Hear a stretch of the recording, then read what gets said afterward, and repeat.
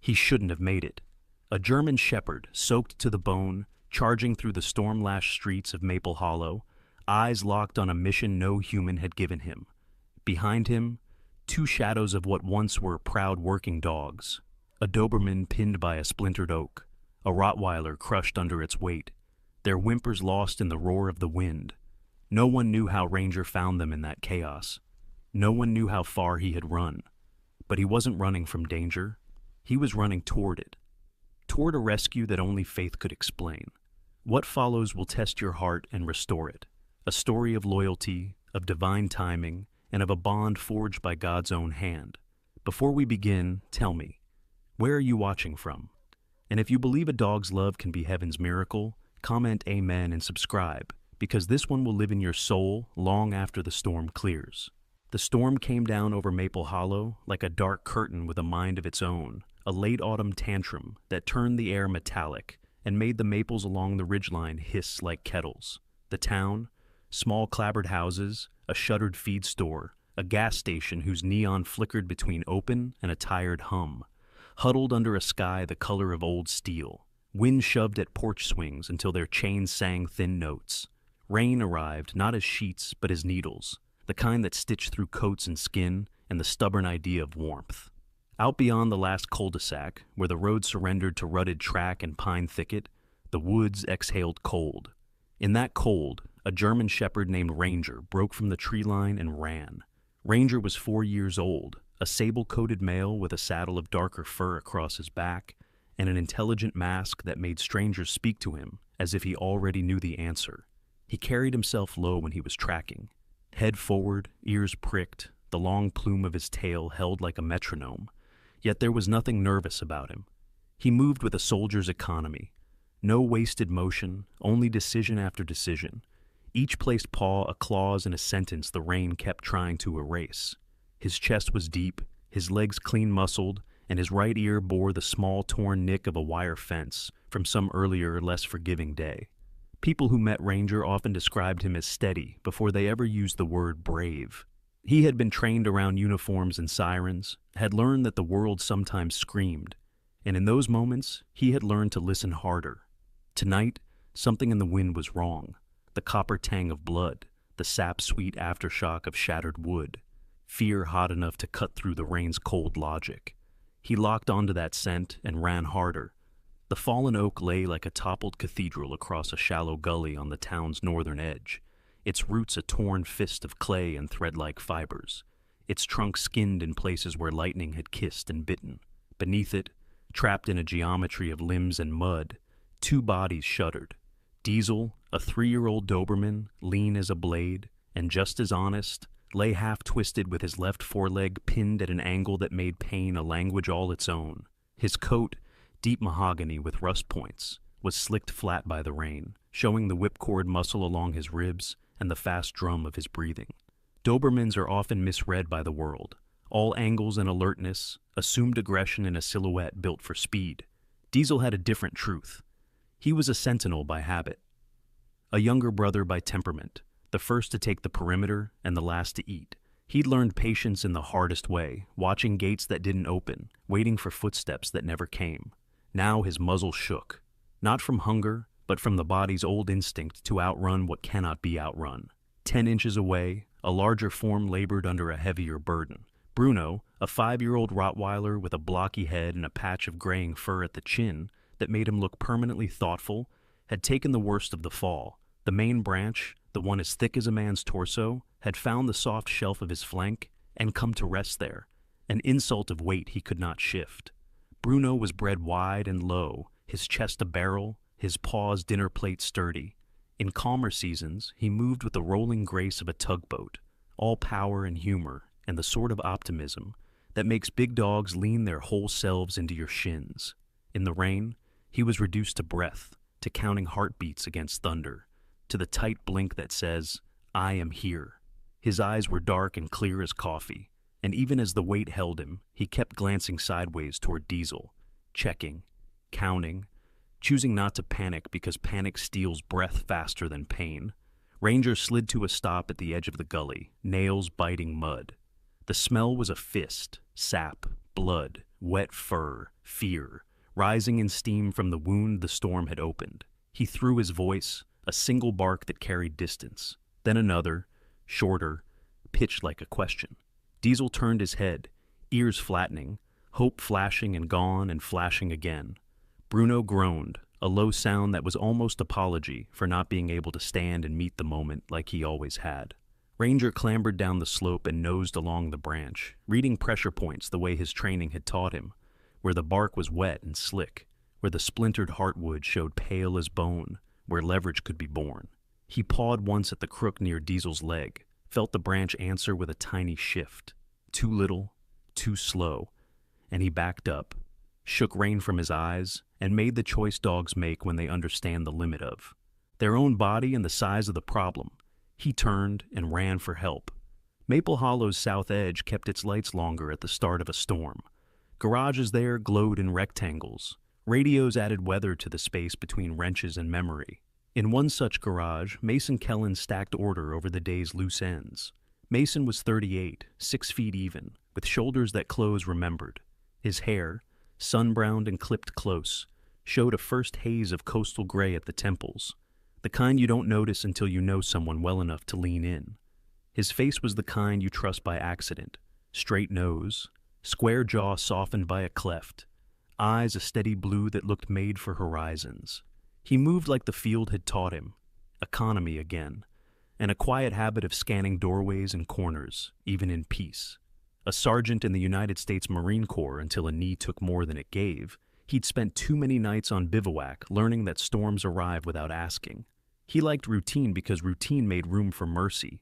He lived alone, a choice that wasn't quite a choice, in a one-story house with a roof he'd hammered himself and a workbench pinned with photographs of people who always waved. Tools were hung in silhouette. Oil and cedar lived in the air like things you could almost bite. Under the radio's thin static, the weather service was busy getting everything correct, but the part about how the storm felt.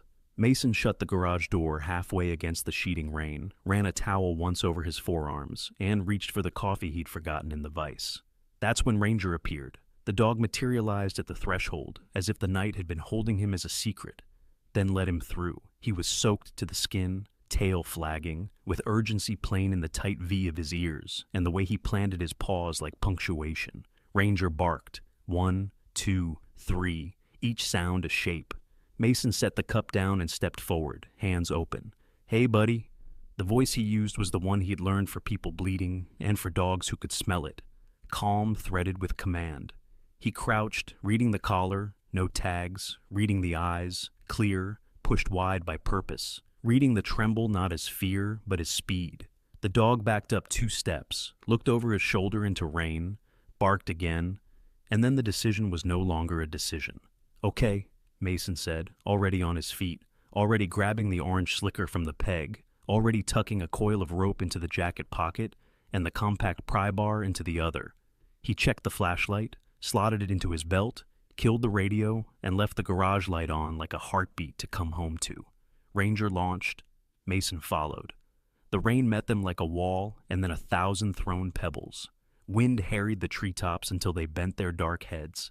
The ditch along the road had become a thin, fast river, doing what all rivers do, making their own mind. Ranger didn't look back to see if the man followed. He knew the rhythm of feet committed. He took the old fire road, the one the county never graded, where tire ruts turned to rivulets. Blackberry brambles grabbed at socks. Mason lifted his knees higher and lengthened his stride, felt the tug and sting, felt the old knee complain, and told it this wasn't the day. The beam of his flashlight cut rain into 1,000,000 brief diamonds. Twice Ranger skidded wide on wet leaves, corrected with cat-like hips, and pushed on. Thunder moved closer until it seemed to be speaking underfoot. Maples gave way to oaks, then a clearing opened like a breath you've been holding too long. The smell hit first, that iron-sweet note. The light followed, slewing across the ripped belly of the earth and the tree's torn root ball like a great dark flower. Mason dropped to the gully's lip and saw them. Diesel's head lifted too quickly. The motion pulled a whimper he could not swallow. Bruno's eyes tracked the light without flinching.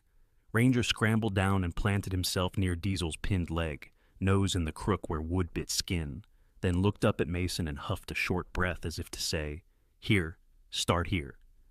Mason's mind, battlefield ordered, trained to triage, to measure, to decide, took a fast inventory he would write down later in 5 lines nobody would ever read. Branch, 20 inches at the base, tapered to 12 where it lay over the Rottweiler's flank. Secondary limb pinning the Doberman's leg, root ball unstable, slope slick, rein gaining. He put a palm to Bruno's neck and felt the pulse, fast but full. "Easy, big man," the voice again, patient as gauze. Bruno blinked once, slow, the way dogs nod. Mason cut his body between the Doberman and the worst of the wind to shield the thin belly of heat the dog could hold.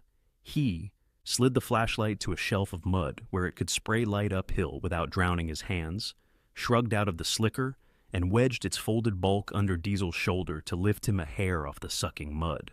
Ranger leaned his weight against Diesel's haunch with a surgeon sense, warmth for warmth. Mason tested the smaller branch. It shifted a thumb's width, hope but risky. He drew the rope from his pocket and looped it twice around the limb at the crotch he'd marked, donkey knotted it to the pry bar for a makeshift Spanish windlass, and braced the bar against a root that looked like it had already survived a century of choices. He put his shoulder to the trunk and listened the way old carpenters listen to houses. He asked where the wood wanted to go and waited for it to answer. It answered in creaks and wet sighs and the pop of fibers negotiating with physics. He turned the bar, inch by inch. The limb rose just enough to gasp at. Diesel's legs stayed trapped. A larger shift would swing weight onto Bruno's belly and crush the space where breath lived. Mason stopped and blew out a breath that smoked in the cold, thinking 3 moves ahead in a game where all the pieces bled. Ranger pressed closer, his chest to Diesel's ribcage now, his eyes as steady as if he'd found the center of a compass. Above them, the sky wrote a new paragraph in white. Lightning split, not close enough to blind, but close enough to remind. The thunder that followed came on a half beat, running low through the gully and over their bones. Mason rechecked the windlass, planted a boot where the mud held, and felt the world tilt. The subtle give of earth where the root ball pondered whether to fold the gully closed like a book. He stilled. In that hung moment, the rain played every surface it could find. The dog's breath stitched the silence the storm kept ripping open. Diesel's eyes found his, bright with hurt and will. Bruno's found Ranger's and, absurdly, softened like he was telling a joke he'd saved for better weather. Time, Mason knew, was a muscle. You flex or it cramps. He reached for the pry bar again. The storm, impatient, sent a stronger wind through the clearing. Something higher in the oak whispered danger. A narrow branch bowed, thought about it, and made up its mind. It snapped with a rife crack and scythed downward for the exact place Ranger stood. Mason moved before the thought finished. He lunged, grabbed a fistful of wet fur at Ranger's scruff, and yanked the shepherd sideways as the falling branch knifed into the mud where their bodies had been, machine clean in its intention. The impact sent a fan of muck over Diesel's chest and a shock through Mason's shoulder. He hit on his hip, rolled, and came up with the reflex of a younger war. Ranger landed against his thigh and sprang upright again, ears tight to skull, eyes blown and then cooling, checking Diesel, checking Bruno, checking Mason as if counting life itself. Rain applauded in tiny hands. Mason's breath burned cold. The windlass rope hummed. The great oak's weight held. Above them, the storm shuffled its feet, building the next hand it would play. And below, under the fallen cathedral of wood, Diesel's whine thinned and Bruno's breathing shortened, the metronomes of urgency that told a man exactly how fast the clock was running. Mason tightened his jaw and put both hands back on the bar. Time was the enemy, and the only ally left was everything they had brought into the clearing. The dog who could find, the man who could lift, the 2 who could endure. He braced, he heaved. He let the storm count for him. Mason tightened his grip on the pry bar, the rope biting into his palm as the wind dragged another sheet of cold rain across his back. The clearing was turning into a mire, each step sinking further into the dark, sucking mud. Ranger stayed close to Diesel, his body angled just enough to block the wind that kept stabbing through the gully.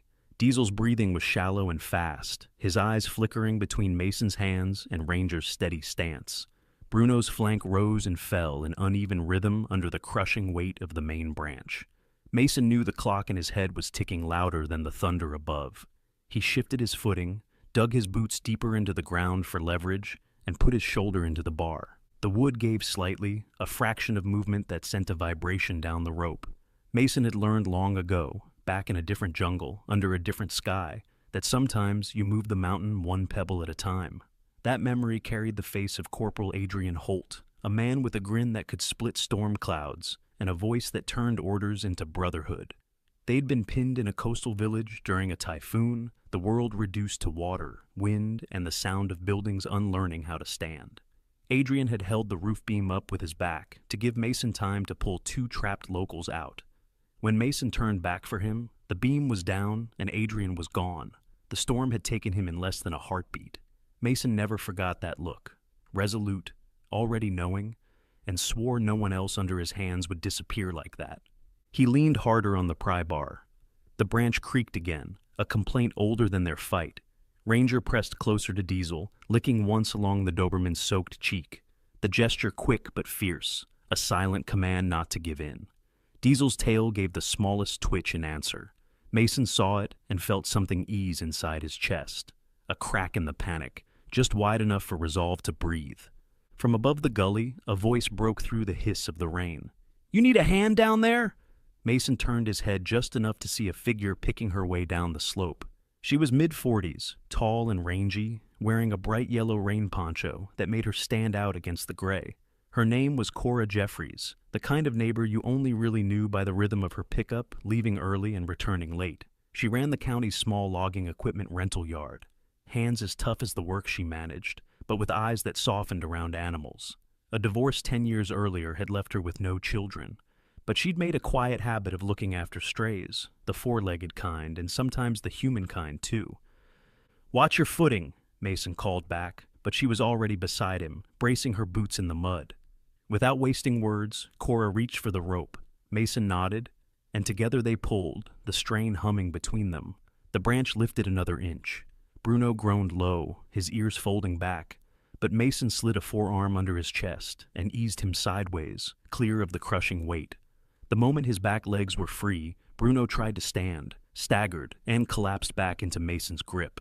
His body was trembling hard, his breath gusting warm against Mason's wrist. Before relief could settle in, there was a sound from above, a sharp snap like the bite of a rifle. Mason's eyes darted upward. Another branch, smaller but still heavy enough to injure, was breaking loose. It hung for a heartbeat before the wind tore it free. Mason didn't think. He lunged. The motion caught Ranger too, the shepherd's body colliding with Mason's knee as he shoved the dog out of the drop zone. The branch slammed into the mud where Ranger had stood, splattering them with wet earth. Mason hit the ground with Ranger under one arm, the jolt sending pain up his shoulder. Cora cursed under her breath but didn't lose grip on the rope.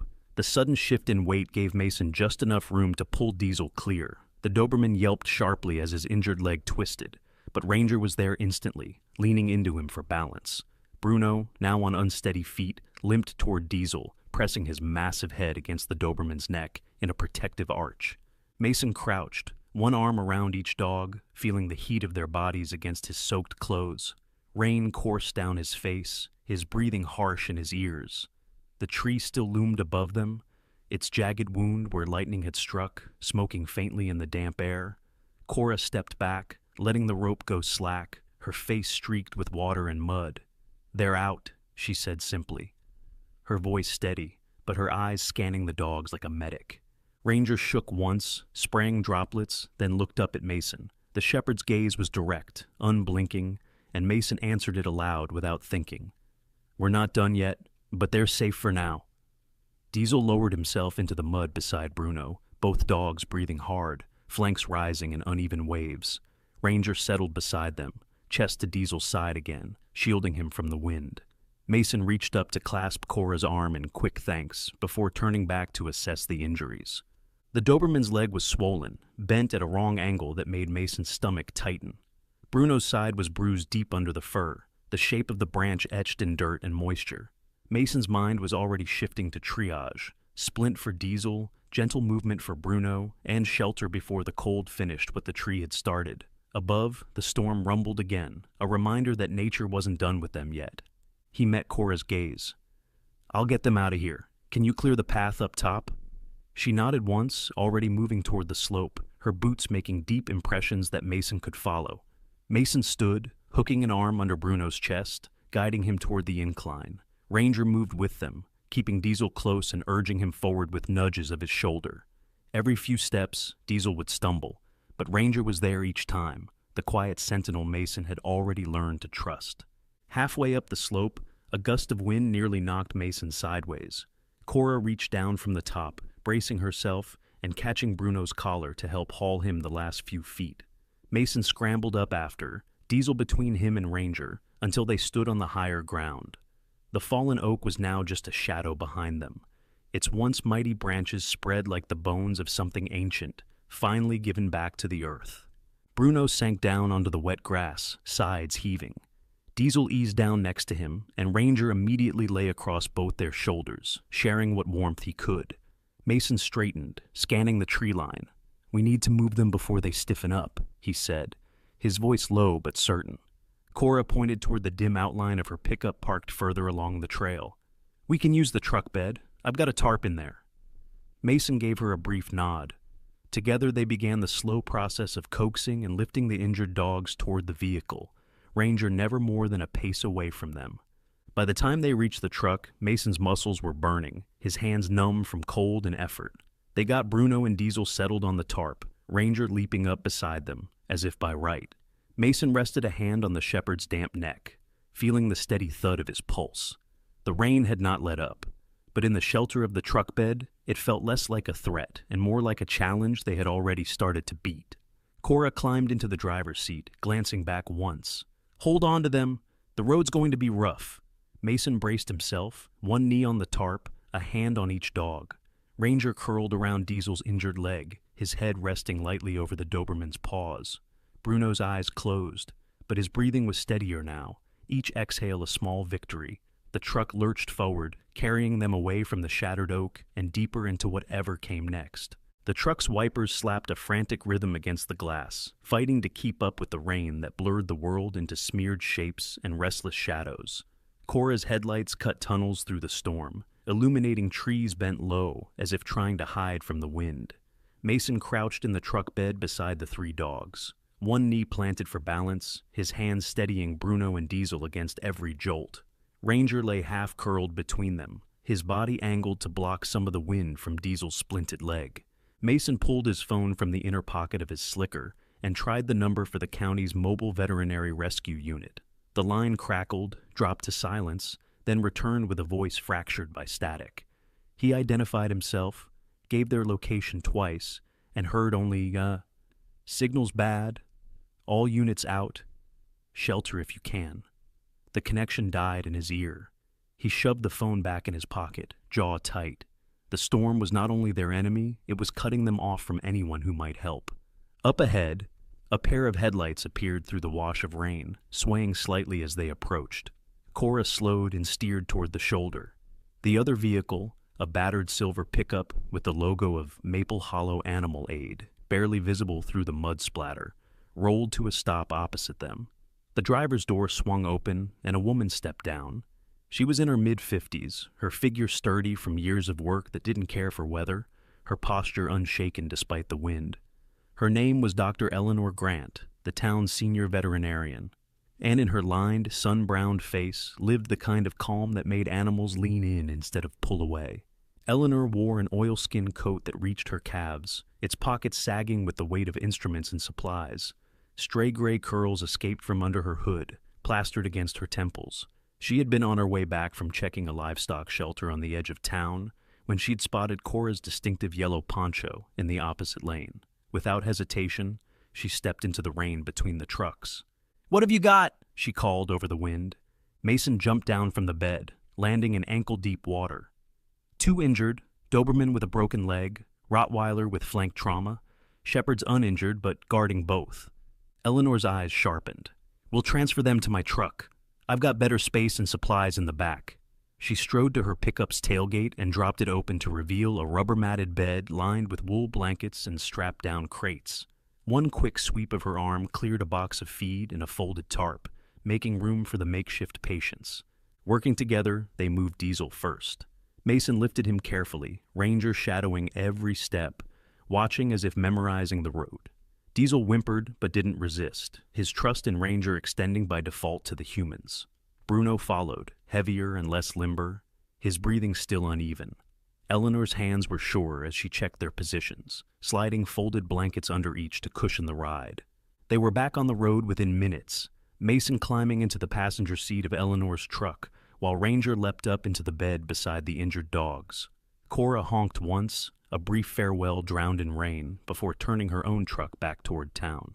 The road wound through low country now, the fields on either side already glazed with standing water. Eleanor drove with the quiet focus of someone who'd learned long ago that chatter didn't make a crisis smaller. Mason watched the rain race down the glass, counting the seconds between lightning and thunder. They were close again. Too close. As they rounded a bend, the headlights flared off something unexpected. A ribbon of water crossing the road, rippling fast. Eleanor slowed, squinting through the downpour. "That's from the creek," she muttered. "It's never this high unless the culvert's blocked." The water looked shallow, only a few inches deep, but Mason knew better. Fast water didn't need depth to be dangerous. Still, with no other route and the dogs fading, they couldn't wait. Eleanor eased the truck forward. The front tires entered the current, sending up fans of muddy spray. Halfway across, Mason felt the shift, the slight but sickening loss of traction. The water was stronger than it had looked, and the downstream side of the road had begun to crumble. The back of the truck slewed toward the edge. "Stop!" Mason barked. Eleanor braked, but the current pushed at them like a stubborn shoulder. Mason was already out of the cab, boots splashing into knee-deep water cold enough to bite. He yanked a coil of lead rope from the emergency kit behind the seat, clipped one end to the truck's front tow hook, and started wading upstream. The current shoved against his thighs, trying to spin him. On the far side, an old sycamore grew close to the road's shoulder, its trunk thick and gnarled. Mason looped the rope around it twice, securing it with a knot his hands remembered from the service. Then he turned back, water dragging at his legs, and signaled Eleanor to keep the wheel straight. Hand over hand, he pulled along the rope, putting his weight into each tug. The truck's tires found a patch of gravel and bit. Inch by inch, the vehicle eased back towards center, the current hissing in protest around the wheels. Finally, the front tires climbed onto higher ground, and the rear followed with a sucking splash. Mason climbed back into the cab, soaked through, his pulse drumming in his ears. Eleanor glanced at him once, the corner of her mouth twitching upward. Not a smile exactly, but the recognition of someone who understood what it meant to pull more than just metal out of danger. In the bed behind them, Ranger nosed each of his companions, checking, counting. Diesel's eyes half closed, but his breathing was even. Bruno's head rested against the shepherd's flank. The storm still raged overhead, but in that small space of the truck, there was the fragile sense that they had stolen a margin of safety back from the night. They drove on, water streaming from the wheel wells, the road rising slowly toward the ridge where Mason's house waited. The lights of Maple Hollow were invisible in the downpour, but Mason could picture them, warm against the dark, the promise of shelter almost close enough to touch. By the time Eleanor's truck crunched up the gravel drive, the storm had dulled from a roar to a grinding persistence. The rain still heavy, but no longer furious. Mason's house stood low and square against the weather, its cedar siding darkened to almost black, the wide porch scattered with leaves plastered flat by water. The place had the quiet fortification of a home built to endure. Eleanor backed the truck close to the porch steps. Mason swung out of the cab and headed for the bed before she'd even cut the engine. Ranger was already standing, his front paws braced against the side panel, as if urging Mason to hurry. Inside, the house smelled faintly of wood smoke from the morning's fire. Mason's living room was a functional space, worn but clean sofa, sturdy armchairs, a bookshelf crowded with paperbacks, and the occasional framed photograph. Tonight it became something else entirely. Mason swept a coffee table aside and rolled up the rug to make space. Eleanor moved briskly, her years of field calls showing in the way she set her bag down, unrolled a clean tarp over the hardwood, and began pulling out supplies. Bandages, antiseptic, a portable IV stand. They carried Bruno in first. The big Rottweiler's weight made Mason's arms tremble, but he lowered him gently onto the tarp. Diesel came next, cradled in Eleanor's arms, despite her smaller frame, his long legs dangling over her forearm. Ranger followed close, nails clicking, circling once before lying down pressed to Diesel's side. Eleanor, without removing her coat, knelt to examine Bruno's flank. Her hands moved with a blend of speed and gentleness, fingers probing for hidden fractures, eyes narrowing when she found the swelling beneath his ribs. "Bad contusion," she murmured, more to herself than anyone else.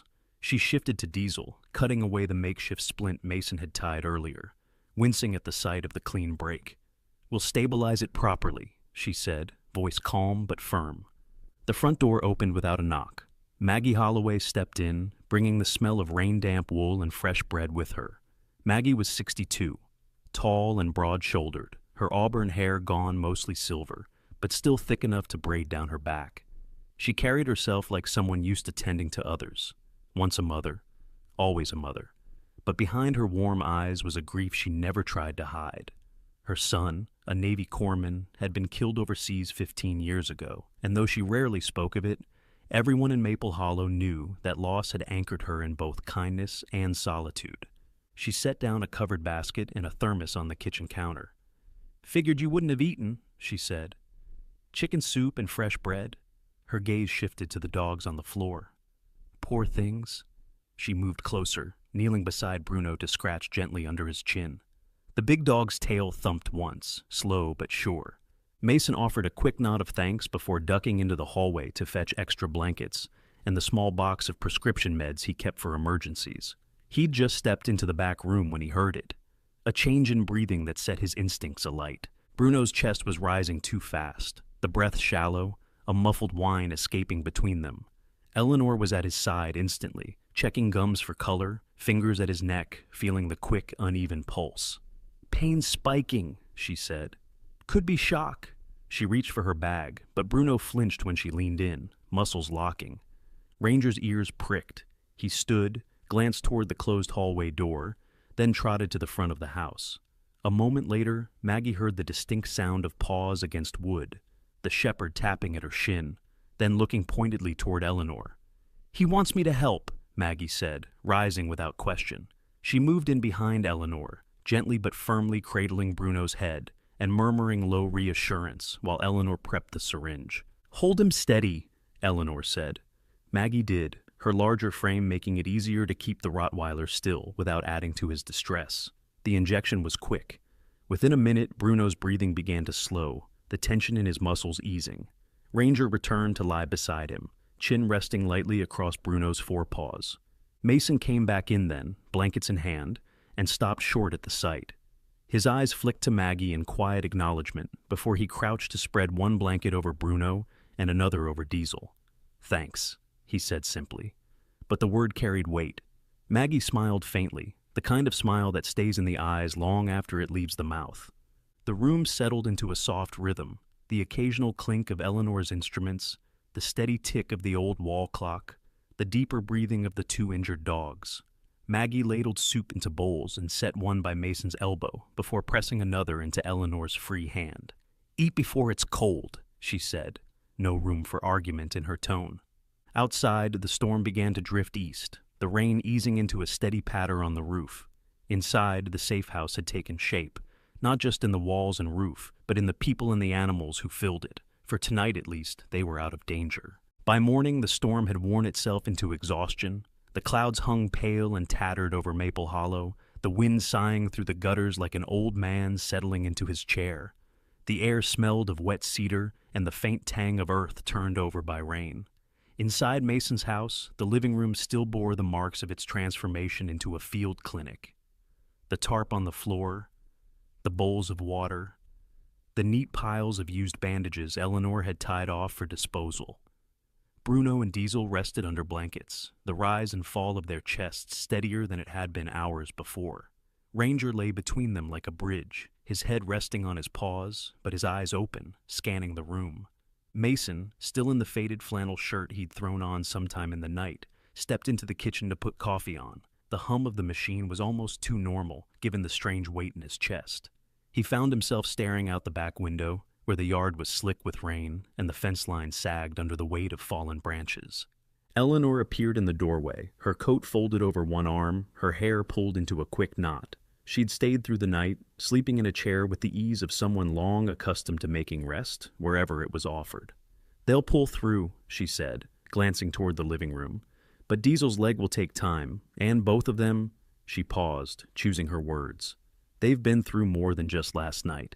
Mason poured 2 mugs of coffee, handing her one before taking a seat at the small kitchen table. "You know them?" She nodded slowly. "Not personally, but I remember their file. They were part of a K-9 security unit over in Harrow County. Their handler was a man named Vince Calder.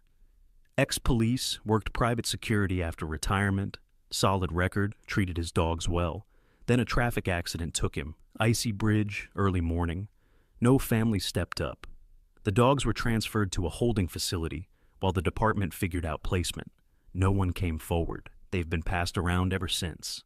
Mason's gaze shifted toward the living room, where Ranger was now licking gently at Diesel's ear. "Ranger knew them," he murmured. Eleanor raised a brow. "He trained at Harrow," Mason said. "I got him after he rotated out, but he used to perk up whenever he heard about that unit. I didn't put it together until now." There was a quiet weight in the room, the kind that settled when you realized something had been circling back to you all along. Mason thought of the way Ranger had thrown himself into the search last night, the urgency in his movements, and understood it wasn't just instinct, it was recognition. Later, when Eleanor had gone to the clinic for more supplies, Maggie arrived with a basket of scones, still warm, and a jar of homemade jam. She set them on the counter and didn't fuss when Mason pushed a mug of coffee toward her. The kitchen seemed smaller when Maggie was in it, not because of her height, but because of her presence. She stood with her hands wrapped around the mug, looking out the same rain-streaked window Mason had earlier. "When you lose a child," she said without preamble, "there's an emptiness no one can fill." Not really. People try. They bring you casseroles, they sit with you, they talk about how time will help. And maybe it does, but it's not the same as hearing his boots on the porch, or him coming in the back door saying he's hungry.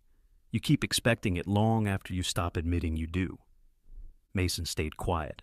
"These dogs—" Maggie glanced toward the living room, where Bruno lifted his head at the sound of her voice. "They won't replace anyone, but they make the house feel alive, like someone's waiting for you again. That's not nothing." Her eyes were clear, not wet, but Mason could see the edge of something deep there, a wound that had learned how to live without closing. The moment was broken by the low buzz of Mason's phone on the counter. He picked it up, half expecting a message from Eleanor, but the number on the screen was unfamiliar, area code from the county office. "This is Kellen," he answered. The voice on the other end was clipped, efficient. "Mr. Kellen, this is Officer Rayner from County Animal Services. We've confirmed the 2 injured dogs in your custody are registered as former K-9 unit property. Per policy, they're to be transferred to our main facility in Pine Bluff for long-term holding until a suitable adopter is found." Mason's jaw tightened. "And if no one adopts them?" A pause, the kind that always came before an answer you didn't want. "Then they'll be moved to the secondary site. It's less ideal. Limited space, minimal staff. But we don't have infinite resources." "I've seen Pine Bluff," Mason said. "It's packed already, and I know what secondary site means." The officer's tone didn't change. "Unless someone registers as a qualified adopter within the next 10 days, I'm afraid those are the options. I can email you the paperwork." When the call ended, Mason set the phone down with more care than he felt. In the living room, Ranger had lifted his head, as if sensing the shift in the air. "They're not going there," Mason said quietly, mostly to himself. Maggie didn't ask what he meant. She just refilled her coffee and nodded once, the gesture as firm as any spoken agreement. The news from Animal Services hung over Mason's house like a low cloud. The next morning, the air was crisp and cold enough to silver the grass with frost, the sun just beginning to break through the tangle of bare branches over the back fence. Bruno and Diesel were resting under the porch awning, wrapped in old quilts, while Ranger lay a few feet away with his head up, watching the yard as though guarding the perimeter. Mason stood on the porch steps with a notepad in one hand, reading over the list Maggie had helped him draft. Names of neighbors, shopkeepers, and old friends who might be willing to sign a petition or write a letter. Maggie herself was in her kitchen across the street, already baking. If she was nervous about the task ahead, it didn't show. Her way of fighting was to keep her hands busy, to feed people into action. By mid-morning, she crossed the street carrying a tray of cinnamon rolls still warm, their sugary scent trailing behind her like a promise. "You'll get more signatures if you bring these," she said, setting the tray down on Mason's workbench. They split the list between them. Mason visited the garage where he had fixed Mrs. Callahan's truck for free 2 winters ago. She signed without a word, pushing a thermos of hot tea into his hands before he left. Maggie stopped by the elementary school, where she had once baked for the teacher's lounge every Friday in December. Several staff members offered to write statements about her reliability and kindness. As the hours passed, the petition grew, each name a quiet stand against the idea of sending Bruno and Diesel to an underfunded facility 2 counties away. One man, Leonard Price, a retired postal worker with a limp from an old hip injury, signed and added in careful script, "These dogs saved someone's life. Let them stay where they're loved." Back at the house, Ranger had taken on a role of his own. Every couple of hours, he would coax Diesel and Bruno up from their blankets and lead them in slow laps around the fenced yard. Bruno walked with a slight hitch, but his eyes stayed bright. And Diesel, while cautious on his injured leg, began to carry himself with more steadiness. It was as if Ranger knew they needed to look strong for what was coming. On the 3rd day, the representatives from County Animal Services arrived. The lead inspector was a tall, narrow-shouldered man named Carl Dempsey, in his early 40s, his sandy hair clipped short, and his expression a careful blend of polite detachment and habitual skepticism. His partner, a younger woman named Felicia Tron, wore a dark green windbreaker and carried a clipboard stacked with forms. She had a friendly face, but the guarded eyes of someone who knew her recommendations would not always be welcomed. Mason greeted them at the gate, shaking hands firmly, while Maggie stepped out from her porch carrying a covered dish. "Welcome to Maple Hollow," she said warmly. "Hope you're not allergic to apple cobbler." They walked the inspectors through the house and into the yard. Felicia crouched to examine the fence line, nodding at the sturdy gates and fresh latches Mason had installed that morning.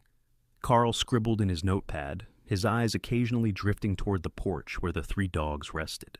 When it came time to see the animals, Ranger was the first to rise, stepping forward with the composed calm of a dog who had stood inspection before. Bruno followed more slowly, leaning into Mason's leg for support. Diesel shifted to stand, but as he put weight on his injured limb, a sharp tremor ran through his body. Ranger froze, ears snapping forward. He stepped to Diesel's side and touched his nose lightly to the Doberman's shoulder, then looked directly at Eleanor, who had just arrived for the visit. Emitting a single urgent bark, Eleanor's expression changed instantly. "Something's wrong," she said, moving toward Diesel. She knelt, her hands probing gently along his flank. "He's going into pain shock, probably from overexertion." The inspectors watched as she worked quickly, signaling to Maggie for the kit she'd left in her truck. Maggie moved with brisk efficiency, returning within seconds. Eleanor drew a dose of medication and injected it into Diesel's hind leg, all while speaking in a low, steady tone meant to calm both the dog and the humans holding their breath. Within minutes, Diesel's breathing steadied, the tension easing from his muscles. Felicia was the first to speak. That was quick thinking. And the shepherd knew before anyone else? "That's what he does," Mason said, glancing down at Ranger, who had not moved from Diesel's side. "He's been trained for early alerts, saved more than one life." Carl's pen had stopped moving. For the first time, his gaze softened slightly as he looked at the trio of dogs, now settled together again on the porch. The rest of the inspection passed without incident, but the air had shifted. The moment with Diesel had hung in the yard like a silent testament, proof not just of the dogs' bond, but of the home they had found here. When the county truck pulled away, Maggie leaned against the porch railing, letting out a slow breath. "I don't know if it'll be enough," she admitted. Mason watched Ranger watching the road, his ears still pricked. "Maybe," he said, "but we just gave them something they can't put in a checklist." The morning of the hearing dawned cold and clear, the kind of winter light that made every bare branch and brick corner stand in sharp relief. Mason stood outside the Maple Hollow courthouse, his hands buried in the pockets of his dark coat, breath steaming in the air. Ranger sat at his side, a picture of calm discipline, his sable coat gleaming even in the pale sun. Bruno and Diesel were at home under Maggie's watch, both well enough to walk short distances now, but still under Eleanor's orders to rest. Maggie joined him on the steps, bundled in a navy wool coat that matched her steady eyes. In her gloved hands, she carried a small envelope. Inside were the petitions and letters they had collected over the last week, names written in every sort of penmanship Maple Hollow had to offer. She had tied the envelope with a strip of red ribbon, not for show, but because, she said, if it's worth fighting for, it ought to be presented with care. Inside, the courthouse smelled faintly of old wood polish and paper that had lived too long in filing cabinets. The hearing room was modest, a row of benches for the public, a raised dais for the judge, and a flag in one corner whose fabric had dulled with time. Their volunteer lawyer, Peter Langford, was already waiting. Peter was in his early 50s, tall and broad-shouldered, with a slow, deliberate way of speaking that made juries lean forward to catch every word. A former county prosecutor turned private defense attorney, he'd taken this case pro bono after hearing Mason's story from a mutual friend.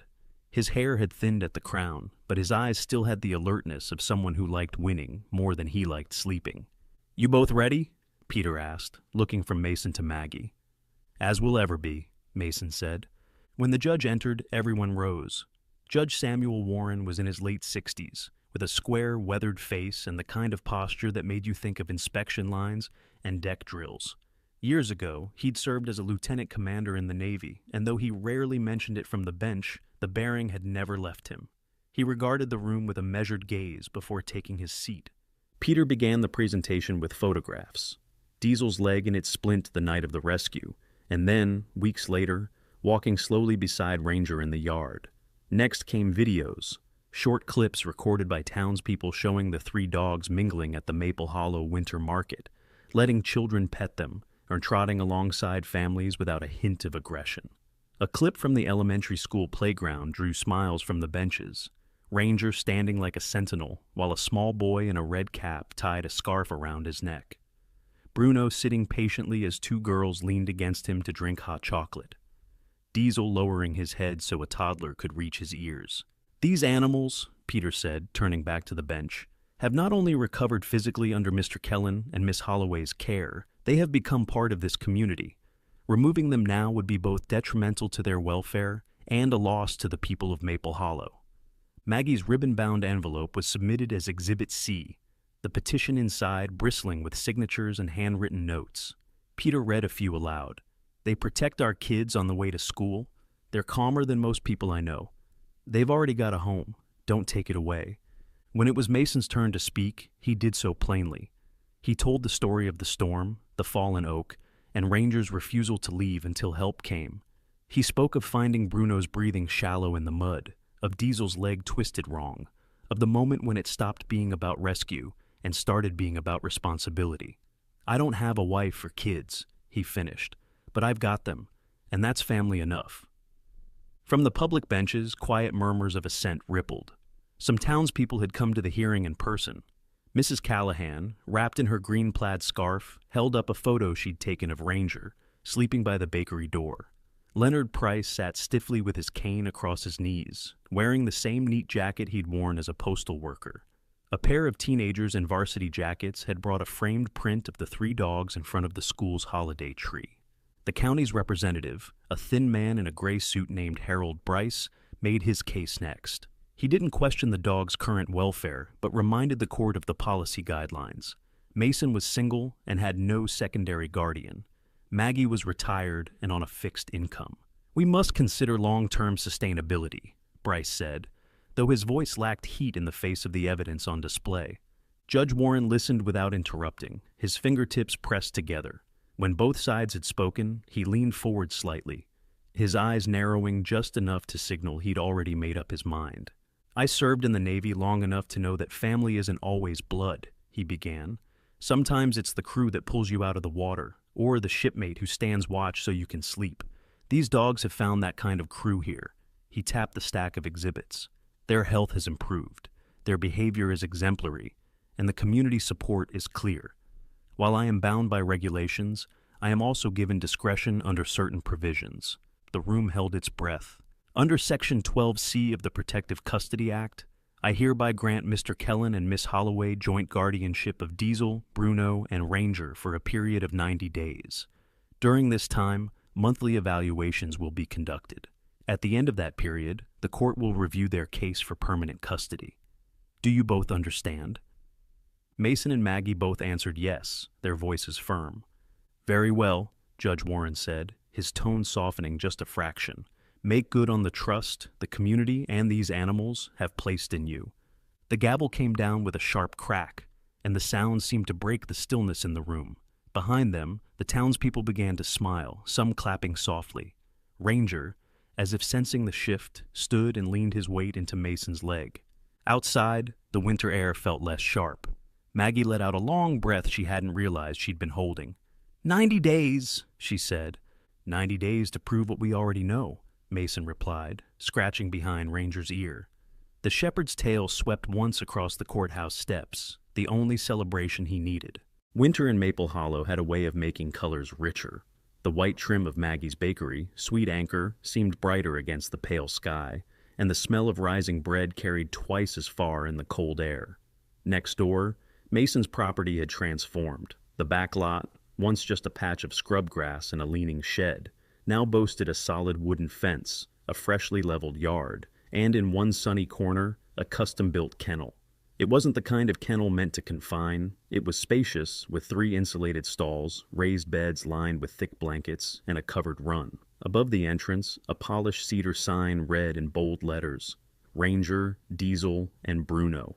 Mason had carved the names himself, the grooves smoothed with care, each letter filled with deep brown stain. Diesel, still a little guarded on his mended leg, walked out of his stall to inspect the sign, as if recognizing the weight of it. Bruno ambled behind, his thick tail brushing against Mason's side. Ranger stood between them, ears pricked forward, surveying the fence line like a sentry satisfied with the new post. Maggie leaned on the back gate, wearing her baking apron dusted with flour. "You'll have to drag them inside now," she teased.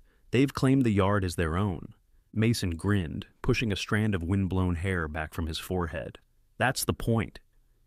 The days after the court decision had been a blur of preparation. Maggie had baked nearly every day, partly to thank the neighbors who had supported them, and partly because that was how she celebrated, through ovens and recipes worn soft by years of use. Mason had split his time between reinforcing the fence, painting the kennel, and making sure the dogs had the space they needed. Ranger took naturally to the role of overseer, trotting behind Mason during repairs, nosing every post as if approving the workmanship. To mark the beginning of their 90-day guardianship, Maggie proposed something special. "We'll call it Breads and Beasts Day," she said one evening over coffee. "A market day, but with the bakery at the center and the dogs as the guests of honor." Flyers went up around town, hand-drawn by children from the elementary school. The morning of the event, the bakery's side street was cordoned off, and tables were set up beneath strings of white lights. The air was sharp but clear, the kind of cold that made you grateful for every cup of cider between your hands. People came in steady streams, families with bundled-up kids, shop owners, retirees, even a few curious strangers passing through town. The smell of cinnamon rolls and cheddar biscuits mingled with the faint scent of hay from the small petting pens set up for goats and rabbits. Eleanor arrived with a folding table stacked with information about pet care and adoption, pausing every so often to kneel and scratch Bruno under the chin. Ranger moved easily through the crowd, stopping when children asked to pet him, pausing to sniff the mittens of elderly neighbors he recognized. Diesel kept closer to Mason, walking with slow dignity, his eyes bright under the winter sun. Bruno took up a position near Maggie's booth, accepting scraps of biscuit with a patient air, tail wagging in lazy half circles. At one point, a young boy named Caleb, freckle-faced, missing one front tooth, knelt beside Ranger, whispering something into his ear. Mason, watching from a few feet away, caught only the end. "You're the best dog I ever met." Ranger's tail thumped once against the snow-dusted ground. In the middle of the afternoon, a local musician, Clara Denton, arrived with her fiddle. Clara was in her late 20s, with chestnut hair tied back in a scarf, and a smile that tended to linger even when the conversation had moved on. She sat up near the bakery door, playing tunes that threaded through the sound of laughter and conversation. The dogs seemed to slow their movements when she played, as if the notes hung like a warm blanket over the street. As the sun slid lower, painting the buildings in gold, Mason found himself beside Maggie at the edge of the crowd. She was holding a cup of cider, her breath curling into the air. The dogs were sprawled near the bakery steps, content and watchful. "They're not just surviving anymore," Maggie said quietly. "They're home." Mason looked at her, then at the three dogs. Their heads lifted now and then to check on each other, Bruno shifting closer to Diesel when a breeze stirred. "We didn't just save them," he said. "They saved us too." Maggie's lips curved in a small, sure smile. "It's not luck," she replied. "We found each other." By the time the crowd thinned and the lights over the street began to glow brighter against the darkening sky, Mason and Maggie had packed up the tables, stowed the leftover bread, and led the dogs home. The kennel door stood open, but instead of settling there, the three found their place under the back porch. Ranger lay in the center, Bruno on one side, Diesel on the other, their bodies touching in a line of shared warmth. The faint hum of the bakery's oven next door mingled with the quiet rustle of wind through the bare trees. In the amber wash of the porch light, it was a picture of stillness. Three lives that had weathered the storm, now resting in the calm that came after. For Mason and Maggie, standing in the doorway, it was more than a scene. It was the proof of everything they'd fought for. Sometimes the greatest miracles are not sudden flashes of light, but quiet moments when the right souls find each other.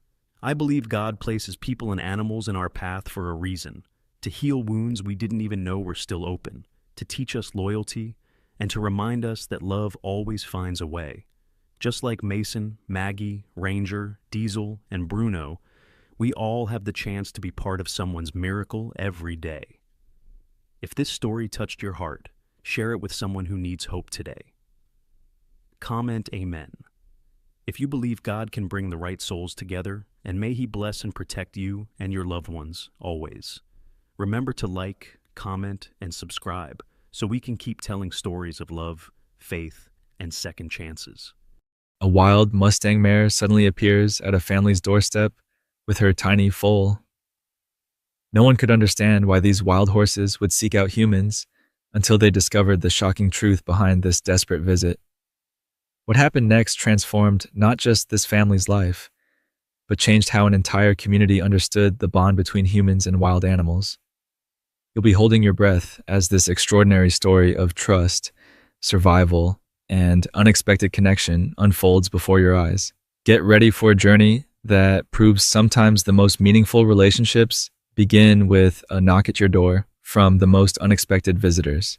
The spring rain fell steadily over the Carson Valley as Emma Mitchell finished preparing dinner in the kitchen of her family's modest ranch house. At 42, the veterinary technician was accustomed to the quiet routine of rural Nevada life. Work at the small-town clinic during the day, evenings with her husband Michael and their teenage son Ethan. 16 years living on the 5-acre property at the edge of public lands had brought its share of wildlife encounters, deer wandering through the yard, occasional coyotes at dusk, but nothing had prepared them for what appeared as the light began to fade that April evening. The first sign was Ranger's unusual barking. The family's Australian shepherd rarely sounded the alarm without good reason. "Mom, there's a horse in our driveway!" Ethan's voice carried from the front porch, a mixture of surprise and excitement. Emma wiped her hands and moved to the doorway, expecting to see one of the neighbor's horses that had escaped its paddock. Instead, she froze at the sight before her. Standing calmly in the rain just 20 feet from their front steps was a wild Mustang mare. Unmistakable with her compact, sturdy frame and the natural wariness in her intelligent eyes. Her dun coat was darkened by rain, mud splattered on her legs, suggesting a long journey. Most shocking was the tiny foal pressed against her side, spindly legs still unsteady beneath its days-old body. The little one's coat was a rich bay, its mane still fuzzy and upright. A newborn, barely a week old. "Michael, you need to see this," Emma called, her professional experience with animals immediately registering something unusual. Wild Mustangs typically avoided human dwellings, especially mares with newborns. Michael appeared behind her, his expression shifting from curiosity to concern. "She doesn't look right," he noted quietly. Emma nodded, her trained eye picking up the subtle signs, the mare's labored breathing, the slight favoring of her left front leg, the unnatural hollowness of her flanks. This wasn't a chance encounter. Something was wrong. Call Dr. Brennan, she told Ethan, referring to her boss at the veterinary clinic. Don't make any sudden movements, she added as she slowly stepped onto the porch. The mayor watched Emma's approach with alert attention, but didn't retreat, behavior completely contrary to wild Mustang instincts. Instead, she took a tentative step forward, then another, the foal wobbling alongside her. She's seeking help, Emma whispered in disbelief. As the rain intensified, the mare's demeanor became increasingly clear. While maintaining the alertness characteristic of wild horses, there was something else in her eyes, a desperate determination that had driven her to overcome natural fear and approach human dwelling. Their property bordered federal land that was home to several bands of wild horses. Emma and her family had often watched them from a distance, admiring their freedom and fierce independence. Never had they witnessed one deliberately approaching humans. What do we do? Michael asked, keeping his voice low and steady. Before Emma could answer, the mare took another deliberate step toward them, then stumbled slightly. The movement revealed a worrying glimpse of her right side, a dark stain on her dun coat that Emma immediately recognized wasn't mud. She's injured, Emma said, professional instincts taking over, and she's chosen us. I think she's asking for help. As if confirming her assessment, the mare nickered softly, a sound directed not at her foal but at the humans before her. Then, in a gesture that left all three family members speechless, she lowered her head in what appeared to be a deliberate display of trust. Behind them, Ranger had stopped barking, now watching the scene with curious attention from the doorway. The rain continued to fall as the Mitchell family faced a decision none of them had ever anticipated: how to respond to a wild creature that had defied all natural instincts to seek them out. What they couldn't know in that moment was how this unexpected arrival would set in motion a chain of events that would challenge everything they understood about the intelligence, intuition, and emotional lives of the wild horses that shared their landscape. Stay here, Emma instructed her family as she slowly descended the porch steps. 20 years working with animals had taught her to move deliberately, to telegraph her intentions through calm, measured movements. The mare's ears flicked forward, tracking Emma's approach. Despite her obvious distress, the wild horse maintained the hypervigilance that had kept her alive in the unforgiving Nevada landscape. The foal pressed closer to its mother, dark eyes wide with uncertainty. It's okay, Emma murmured, her voice barely audible above the gentle patter of rain. She stopped 10 feet away, crouching to appear less threatening, and extended her hand palm down, not reaching, just offering her presence. Michael watched tensely from the porch. Should I call wildlife services? He whispered to Ethan. No, Ethan replied, his voice firm despite his youth. They might separate them. Let Mom try first.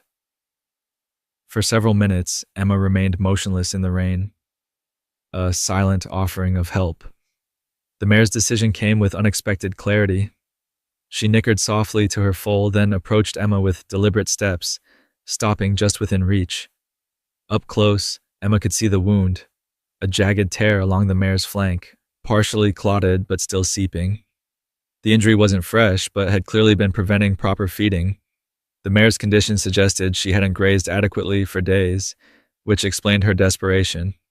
With a newborn foal requiring her milk, she faced an impossible situation in the wild. You're okay, Emma whispered. We can help you. In a moment that defied everything Emma understood about wild horse behavior, the mare lowered her muzzle and gently nudged Emma's outstretched hand. The gesture wasn't accidental. It was a deliberate acceptance of human contact. Michael, I need the emergency kit from my truck, Emma called softly, and some hay from the shed. As Michael moved carefully to fulfill her request, Ethan's phone rang. Dr. Brennan had returned his call. Put her on speaker, Emma instructed. You've got a wild Mustang mare with a foal? Dr. Brennan's voice sounded incredulous even through the phone's small speaker. And she approached your house deliberately? She's injured, Emma explained. Deep laceration on her right flank, at least several days old. She's dehydrated and underweight. The foal seems okay, but can't be more than a week old. Don't approach her, Dr. Brennan warned. Too late, Emma replied. She's letting me touch her. Sarah, I've never seen anything like this. She came looking for help. The silence on the other end spoke volumes. Wild mustangs didn't seek human assistance. They feared people, avoided settlements, and certainly didn't allow handling without extensive gentling. I'm on my way, Dr. Brennan said finally. Try to get her into shelter if you can. Don't separate her from the foal, whatever you do. And Emma, document everything. This is unprecedented. Michael returned with the emergency medical kit and a small amount of hay. With clinical precision born from years of experience, Emma began the delicate process of assessing the wound while establishing trust. The mare flinched but didn't pull away as Emma gently examined the injury. It's a clean cut, she reported to her family. Probably barbed wire. There's infection setting in, but it's treatable. The small barn might work, Michael suggested. It's dry, and we can create a temporary stall. The critical test came as Emma slowly stood and took a single step toward the barn. Would the mare understand? Would she follow? The answer revealed itself as the mare nickered to her foal and took a deliberate step alongside Emma. Then another. Ethan, open the barn doors, Emma directed. Michael, walk behind me with the hay, but keep your distance. As the family created an impromptu procession toward the shelter, neighbors driving by slowed to stare at the extraordinary sight. A wild Mustang mare and foal willingly following a woman through the rain toward a human structure, defying centuries of ingrained survival instincts. What none of them could have anticipated was how this first contact would evolve over the coming days, challenging the boundaries between wilderness and domestication in ways that would eventually capture the attention of an entire region. Dr. Sarah Brennan arrived 30 minutes later, her truck splashing through puddles as she pulled into the Mitchell's driveway. A respected large animal veterinarian with 25 years of experience, she had treated countless horses, but never a wild Mustang that had sought human assistance of its own accord. This is remarkable, she murmured, observing through the barn door. Inside, the mare stood calmly in the makeshift stall, allowing Emma to gently clean the wound while the foal nursed. She hasn't shown any aggression, Emma reported. It's like she knows we're trying to help. Dr. Brennan approached slowly, her experienced eye cataloging the mare's condition. She's young, probably no more than 6 years old. First foal, I'd guess. She carefully joined Emma, allowing the mare to catch her scent before beginning her examination. The wound needs antibiotics and stitching, she concluded after a thorough assessment. She's also dehydrated and undernourished. The foal seems healthy, but will only remain so if the mother recovers. As they prepared for treatment, Dr. Brennan noticed something unusual on the mare's neck. Parting the wet mane revealed a small, half-healed abrasion with a distinctive pattern. Emma, look at this, she said, her voice dropping. This isn't natural. It's a brand, or was meant to be. Emma examined the mark closely. Someone tried to brand her? A wild Mustang? Not just any brand, Dr. Brennan replied grimly. I've seen this before. Some private ranchers have been illegally capturing wild horses, branding them, then claiming they're domesticated animals that escaped onto public land. It lets them circumvent federal protections. The implications were immediate and disturbing. This wasn't simply a wild horse injured by accident. The mare had escaped attempted capture, fled with injuries, and given birth while evading those who had tried to claim her. She didn't just find a random house, Michael realized, joining the conversation. We're known in the community for working with the wild horse advocacy groups. She chose us specifically? Ethan asked, his voice reflecting disbelief. Animals know more than we give them credit for, Dr. Brennan said. Word travels through herds about safe and dangerous places. Your property borders their territory. They've observed you for years. As they treated the mare's injuries, a more complete picture emerged. The wound wasn't from barbed wire, but likely sustained during escape. The attempted branding suggested a coordinated effort to illegally claim wild horses, a practice occurring with increasing frequency as disputes over public land use intensified. "We need to document everything," Dr. Brennan advised as she finished administering antibiotics and suturing the wound. "Take photos, record dates, and times." This mare's choice to seek human help might seem miraculous, but there's a darker story behind it. "What happens now?" Emma asked. "Legally, we can't just keep a wild Mustang. I'll contact the Bureau of Land Management first thing tomorrow," Dr. Brennan replied, "and friends at the Wild Horse Preservation Alliance. For tonight, she needs rest, water, and small amounts of good hay. The fact that she's allowing handling means we can provide proper care." That night, the Mitchell family took turns checking on their unexpected guests. During Ethan's midnight visit, he observed something that confirmed the extraordinary nature of their situation. The mare, despite her exhaustion, wasn't sleeping. Instead, she stood guard over her foal with alert attention, but not directed toward potential escape. She was watching the barn door as if expecting someone, perhaps the very people she had fled from. "She didn't just come here for help," Ethan told his parents. "I think she came looking for protection." As dawn approached, Emma's phone buzzed with a news alert. Controversy erupts as private ranching operation accused of illegally capturing wild horses near Carson Valley. The accompanying photo showed facilities less than 20 miles from their property. The mare's desperate journey to their doorstep suddenly made perfect sense. Instinct had driven her to flee captivity. Intelligence had led her to seek help for her injuries. But something even more profound, something that defied simple explanation, had guided her to the specific humans who might understand the larger threat facing her herd. What had begun as an unexpected encounter was evolving into something far more significant. Evidence of a crime, yes, but also testament to the complex awareness of a creature many dismissed as simply wild. By morning, news of the Mitchells' unusual visitors had spread through their rural community. Dr. Brennan's early calls to authorities set in motion an official investigation into the alleged illegal capture operations, but bureaucratic wheels turned slowly. Meanwhile, the family faced the immediate challenge of caring for a wild mare and newborn foal.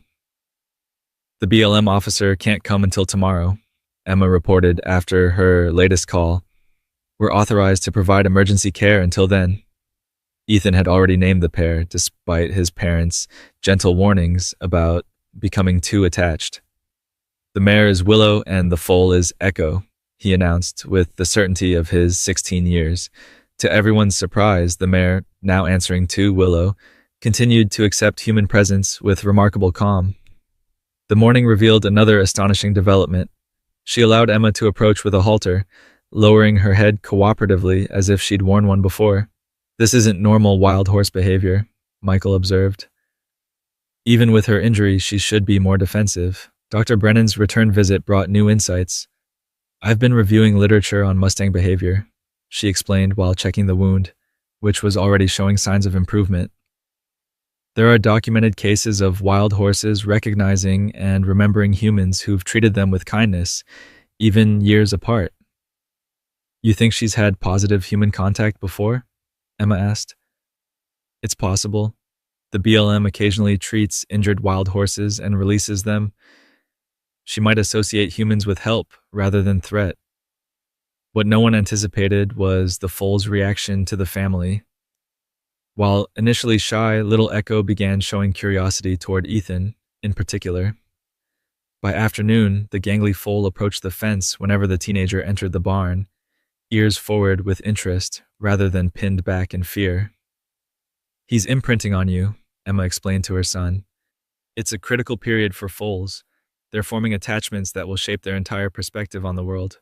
As Ethan sat reading near the stall, Echo stretched his neck over the partition, sniffing the boy's hair with delicate curiosity. Willow watched closely but showed no signs of concern, an extraordinary level of trust from a wild mare regarding her newborn. The family's regular visitors that day included Jordan Waters, a photojournalist documenting wild horse issues for a regional magazine. His photographs of Willow and Echo captured something remarkable, a visual record of trust developing between species typically separated by well-founded wariness. These images tell an important story, Jordan said, reviewing the shots on his camera.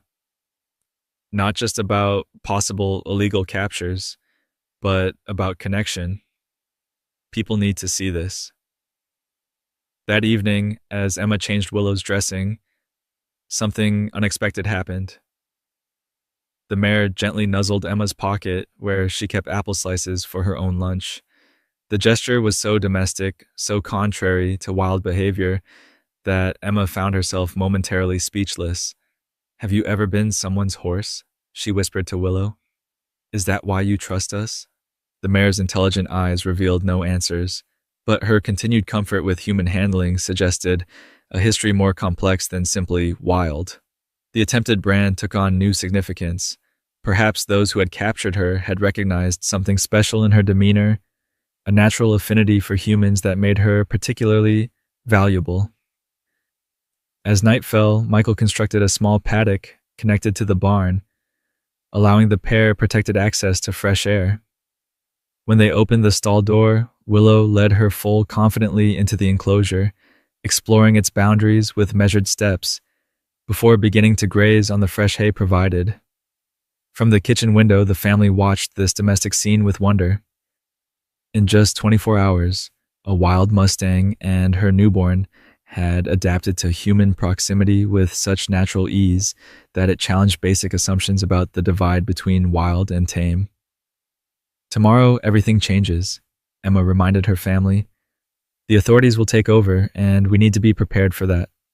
What none of them could have anticipated was how the connection forming between their family and these wild visitors would be tested, not just by bureaucratic systems designed to maintain separation between humans and wild animals, but by the return of the very threat from which Willow had fled. The sound of vehicles approaching woke the Mitchell family shortly after dawn. Emma peered through the window, expecting to see the BLM officers scheduled to arrive later that morning. Instead, 3 unmarked trucks had pulled into their long driveway, men in ranching attire stepping out with purpose. "Michael," she called urgently, "we have visitors, not officials." Michael joined her at the window, immediately alert to the unusual arrival. "Wake Ethan," he instructed. "Tell him to stay with Willow and Echo in the barn." Emma's phone buzzed with a text from Dr. Brennan. "Rumors spreading about Mustangs at your place. Carson Valley Ranch operators asking questions. Be careful." The connection was immediate. Carson Valley Ranch was the operation mentioned in yesterday's news alert about alleged illegal wild horse captures.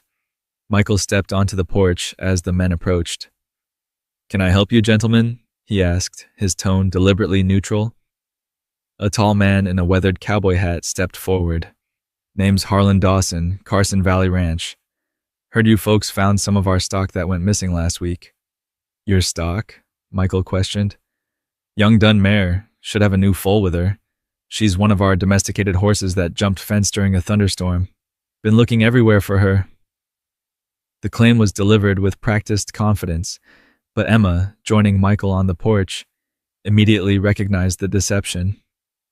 Wild Mustangs and domesticated horses, though related, had distinctive characteristics that no experienced horse person would confuse. "That's interesting," Emma replied carefully. "The mare here has Bureau of Land Management documentation. She's a wild Mustang with federal protection." A flash of annoyance crossed Dawson's face. "There must be some confusion. Mind if we take a look?" "Save everyone the paperwork if she's ours." "Actually, I do mind," Michael stated firmly. "We've already contacted the proper authorities. They're on their way to assess the situation." The standoff that followed was tense, but brief. Dawson's companions exchanged glances, clearly weighing their options. Without explicit invitation, they couldn't legally enter the property. "We'll be back with the sheriff," Dawson finally announced. "That horse has our ranch mark. Mistaking domestic stock for wild Mustangs is a serious error." As the trucks departed, Emma immediately called Dr. Brennan, then the BLM contact. They're trying to claim Willow as domestic stock, she explained urgently. They know she can identify them. The partial brand, Dr. Brennan realized. It's evidence of their operation. I'm calling our lawyer at the Wild Horse Alliance right now. In the barn, Ethan had overheard the confrontation. Willow's reaction to the unfamiliar voices had been immediate and revealing. Pressing herself into the corner of the stall, positioning her body between the door and her foal, ears pinned back in clear distress. They scared her, Ethan told his parents when they entered the barn. She recognized their voices. The family's peaceful morning had transformed into an urgent countdown. The BLM officers wouldn't arrive for hours. The local sheriff, while generally fair, maintained close relationships with the ranching community that formed the economic backbone of the region. We need evidence, Michael decided. Photos, video, documentation of that attempted brand. As Emma and Michael gathered materials to strengthen their case, Ethan remained with Willow and Echo. The mare's behavior had changed dramatically, the calmness replaced by vigilant anxiety, constantly monitoring the sounds outside the barn. They won't take you, Ethan promised her softly. We understand what you did now. You came here knowing we could protect you. Whether by extraordinary instinct or learned experience, Willow had sought out the one family in the area known for their advocacy work with wild horses. The attempted brand wasn't just an injury, it was the evidence that could expose an entire illegal operation. As noon approached, the sound of more vehicles sent the family back to the windows. This time, official BLM trucks pulled into the driveway alongside the local sheriff's patrol car. The moment of reckoning had arrived sooner than expected. What happened next would determine not just Willow and Echo's fate, but potentially impact the future of wild horse management throughout the region. The small family found themselves at the center of a conflict much larger than a single mare seeking help on a rainy evening, one where the truth relied entirely on whether authorities would recognize the intelligence and agency of a wild creature who had made a deliberate choice. The Mitchell family stood united on their front porch as Sheriff Curtis Landry approached, flanked by two BLM officers in official uniforms. Behind them, Harlan Dawson and his men waited by their vehicles, confidence evident in their posture. Quite a situation we have here, Sheriff Landry began. In his 20 years serving the county, he'd mediated countless disputes between ranchers, environmentalists, and government agencies. Dawson claims you're harboring his escaped domestic mare and foal. That's false, Sheriff, Emma replied firmly. This is a wild Mustang who came to our property injured. She has evidence of an attempted illegal brand, which we've documented. Dr. Brennan from Valley Veterinary has confirmed this. One of the BLM officers, a woman in her 40s with the name Garcia on her badge, stepped forward. I'm the regional wild horse and burro specialist. I'll need to examine the mare myself. As they moved toward the barn, Dawson called out, Sheriff, we've got registration papers in the truck. That's our breeding stock, valued at nearly $20,000. Inside the barn, Agent Garcia's examination was methodical and thorough. She scanned for a microchip, finding none. She examined the partial brand, photographing it from multiple angles. Most tellingly, she observed Willow's reaction to different people entering the stall.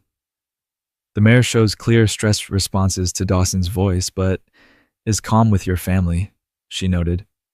That's consistent with prior negative experiences. When they returned outside, Sheriff Landry was reviewing documents Dawson had provided. Breeding registrations for a dun quarter horse that superficially matched Willow's description. These papers look in order, he commented.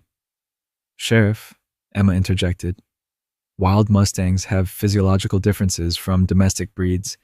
The dental pattern, bone structure, and behavioral indicators all confirm this mare is wild-born. Agent Garcia nodded in agreement. My preliminary assessment supports that conclusion. Additionally, she lacks the foundational training that would be present in a domestic breeding mare. Her responses are those of a wild horse that's choosing to accept human presence, not one that's been handled from birth. Dawson's expression darkened. You're taking the word of these horse enthusiasts over legitimate ranchers? We've got a business to run. What we have, Agent Garcia replied evenly, is evidence of attempted illegal branding of a federally protected wild horse. That's a federal offense, Mr. Dawson. The second BLM officer, who had been quietly observing, spoke up. We've received multiple reports recently about Mustangs disappearing from the Carson Valley herd. GPS tracking on 2 collared mares showed them approaching your northern fence line before the signals were lost. The atmosphere shifted perceptibly. What had begun as a dispute over ownership was evolving into a potential criminal investigation. Sheriff Landry, sensing the change, addressed Dawson directly. I think it's best if you and your men head back to your ranch while we sort this out officially. This isn't over, Dawson muttered as he returned to his truck. Those horses belong on productive land, not eating taxpayer grass. Once the ranchers had departed, Agent Garcia turned to the Mitchell family. Your intervention likely saved this mare's life, and certainly her freedom. But we have protocols to follow. She's still a wild horse under federal protection. What happens now? Ethan asked, the concern evident in his voice. Normally, she would be transported to a BLM facility for rehabilitation before potential release, Garcia explained. But with a newborn foal and evidence needed for an investigation, we have some flexibility. The family listened as Garcia outlined a remarkable proposal, a temporary custody arrangement allowing Willow and Echo to remain on their property as material witnesses, with the Mitchells serving as authorized caretakers during the investigation. It's not adoption, Garcia cautioned. That process is separate and has specific requirements, but it allows her to heal in a place she's chosen to trust, while we build our case. For the Mitchell family, this unexpected arrangement was both a responsibility and an opportunity. Willow had made an extraordinary choice in seeking them out. Now they had the chance to honor that trust by becoming her advocates in a system that rarely acknowledged the agency of wild animals. As the officials departed with promises to return with formal paperwork, the family gathered in the paddock where Willow grazed peacefully, Echo playing with newfound energy nearby. She knew exactly what she was doing when she came here, Emma said softly, finding the people who would understand what had happened to her. What none of them could have anticipated was how the bonds forming between them would continue to deepen, challenging fundamental assumptions about the relationship between humans and wild creatures who choose, against all expectation, to trust. 3 months passed, transforming the Mitchell family's modest ranch in unexpected ways. The temporary custody arrangement for Willow and Echo had extended as the federal investigation into Carson Valley Ranch operations intensified. Evidence from multiple sources confirmed what Willow's journey had first revealed: a systematic attempt to illegally claim wild horses from public lands. Echo had grown from a wobbly newborn to an exuberant 3-month-old, his bay coat gleaming with health as he raced around the expanded paddock Michael had constructed. Though legally still wild, he displayed none of the wariness typical of Mustang foals. Born into a world where humans represented safety rather than threat, he approached each family member with curious trust. Willow's transformation had been equally remarkable. Her wound had healed completely, leaving only a faint scar beneath her thickening summer coat. The partial brand remained visible evidence of her ordeal, but her condition had transformed from desperate survival to vibrant health. Most surprising was her behavior. While maintaining the alertness characteristic of wild-born horses, she displayed a level of comfort with human handling that blurred traditional categories. She accepted haltering, leading, and basic care as if reconciling her wild heritage with a new understanding that some humans could be partners rather than threats. Emma maintained meticulous records of this evolution, notes, photographs, and video documentation that had become central to both the legal case and a scientific study Dr. Brennan had initiated on adaptive behaviors in wild horses. She is rewriting what we understand about Mustang cognition, Dr. Brennan commented during her weekly visit. The capacity to make distinction between threatening and helping humans, to seek specific assistance, to form relationships while maintaining her essential nature, it's extraordinary. The Mitchell family had become reluctant local celebrities.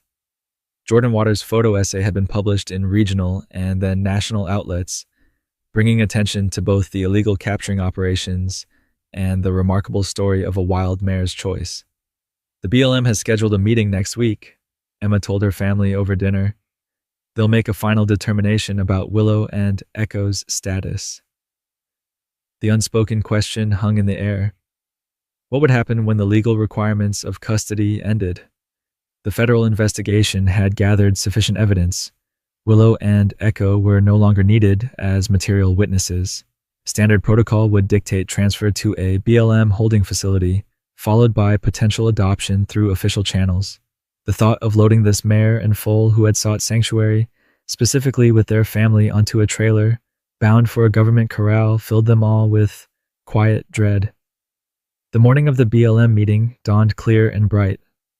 Agent Garcia arrived with her supervisor, a man named Collins, whose reputation for strict adherence to regulations preceded him. The situation is unprecedented, Collins acknowledged after reviewing the extensive documentation.